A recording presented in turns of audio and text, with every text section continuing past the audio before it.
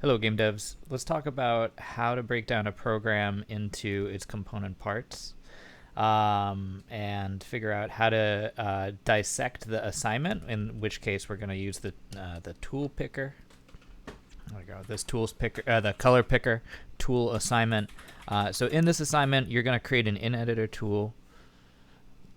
In this assignment, you're going to create an in-editor tool to help with the color selection of a couple objects. So you can kind of think of this as if you were creating a custom designer for costumes or something like that. You're going to want to quickly be able to programmatically change those colors, all that kind of stuff.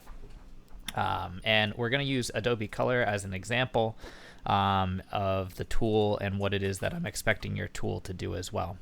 But and so if you want to click through here, you'll see that in Adobe Color, great, we've got color swatches. These color swatches have RGB displays. They have the hex value here, and they have controls. And we're not going to make something so fancy, but they have controls here that allow us to adjust one of these colors and then obey a certain set of rules. And there's a bunch of them on Adobe Color. I'm not expecting you to implement all of these, but using this is a really great example. Helps you figure out what it is that they're doing. So take a look at that. So the first thing we see here is that we need to display 5 swatches and their hex values. So at a certain time, so at some point, you're going to need to find your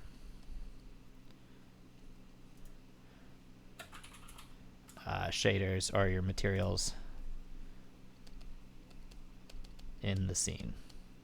So you might search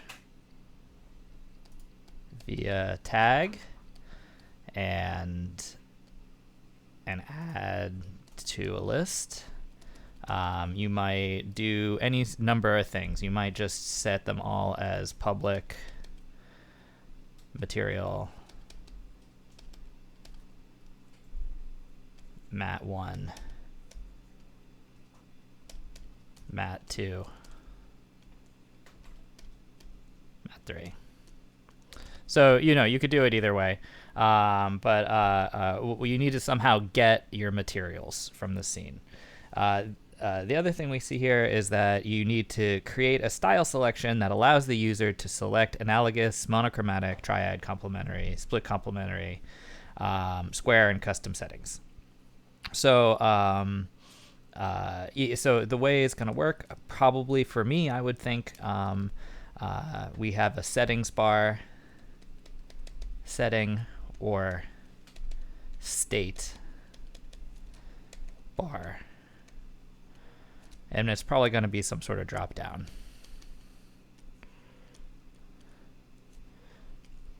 And because we know this is a state, we know that we want to have a function that monitors and changes state.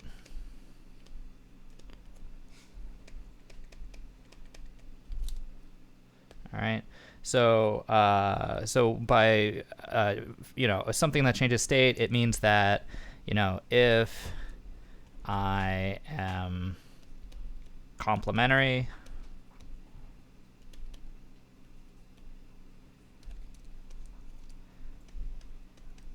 do this. If square,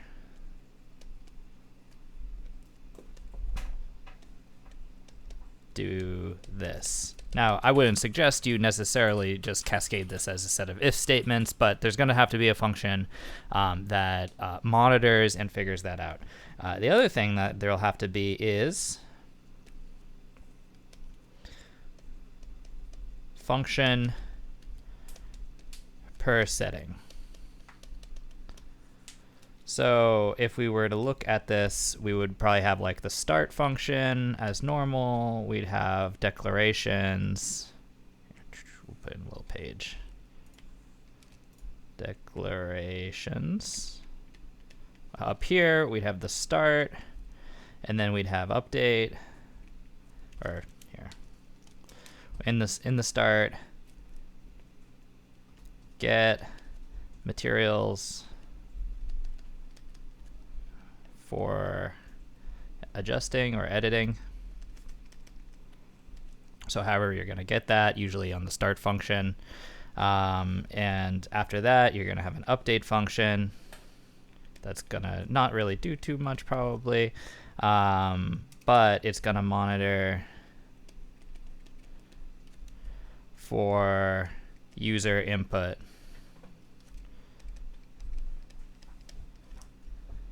And if input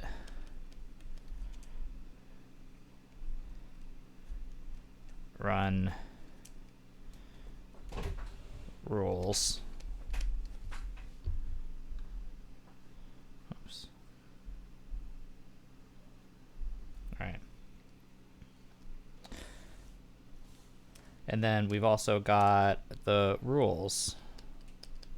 Rules monochromatic. Rules complementary. So we're going to have a bunch of different functions that are what to do when the player selects each thing. Because when you select when you're selecting a batch or a swatch, excuse me, you're going to be wanting to adjust all the other colors, and it's going to be on the basis of those rules. So the other thing in here, it says allow the user to manually edit each swatch for using the style selection. So it seems like there's going to be, we'll close this off, I'm no longer in code.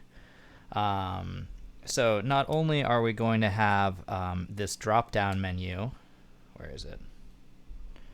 So not only are we going to have a drop-down, but we're also going to have, here, I'll highlight it. There we go, much better. But we're also going to have a button to calculate / run color settings.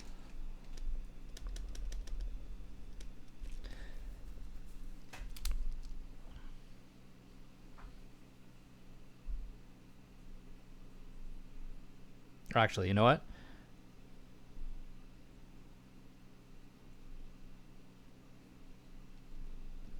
I'm going to delete this one.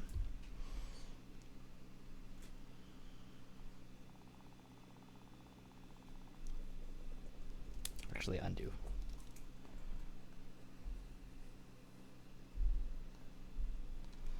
So this I forgot to add a detail, which is why it was confusing me. I'm sure it would confuse you too. So select the hex value in custom mode.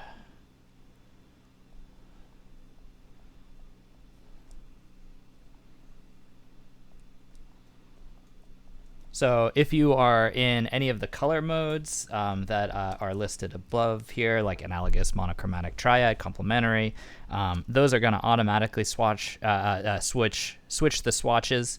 And if you are in custom mode, you can edit each hex value or each color value individually. So the only thing else you have to do is make sure that those are connected into an object. So it's pretty straightforward in terms of what you have to do. You just have to figure out how to do it. This is a basic state machine, and we're going to get into that in much deeper for AI, but this is kind of our first taste of that, as well as storing and searching for items is kind of background.